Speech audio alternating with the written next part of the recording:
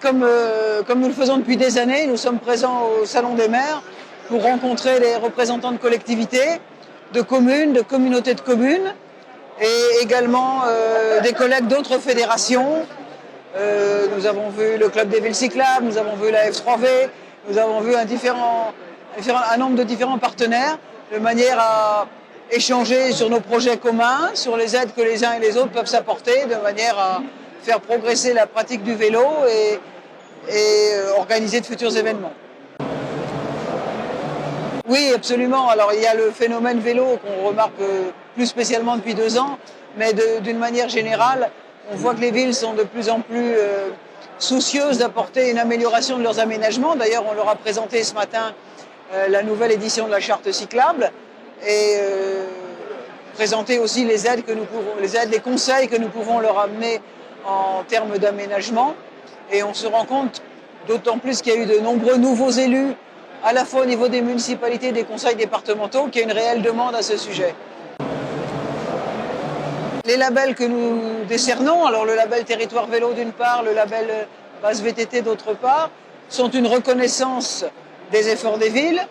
C'est une façon pour nous aussi de mettre en valeur ces territoires en faisant la promotion auprès de nos adhérents, de manière à ce qu'ils aillent découvrir la région, qu'ils aillent pratiquer dans cette région-là. Souvent, c'est aussi le point de départ d'organisation d'une grande manifestation, un week-end, voire une semaine fédérale quelque part, ou bien une maxi verte, une verte tout-terrain.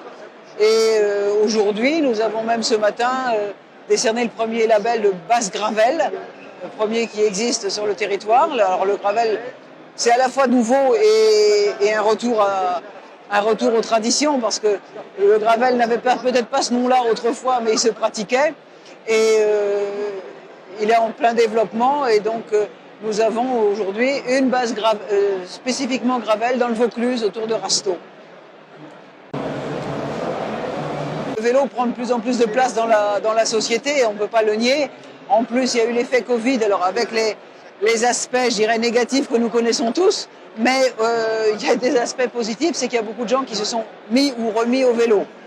Alors tous ces néo-cyclistes ne sont pas adhérents dans des fédérations, parce qu'il y a des différentes fédérations, mais on en retrouve de plus en plus. D'ailleurs, on n'a jamais autant de nouveaux adhérents. Alors on perd peut-être des vieux adhérents, parce qu'il y a l'âge qui est là, mais on a des nouveaux qui découvrent le panel d'activités que nous avons, qui découvrent qu'on peut s'adresser aux plus sportifs comme aux familles, aux débutants ou aux confirmés, et que c'est comme la vaste carte d'un menu. Après, on compose son menu d'après les plats qui sont sur la carte. Et on peut espérer que ça continue dans cette perspective-là.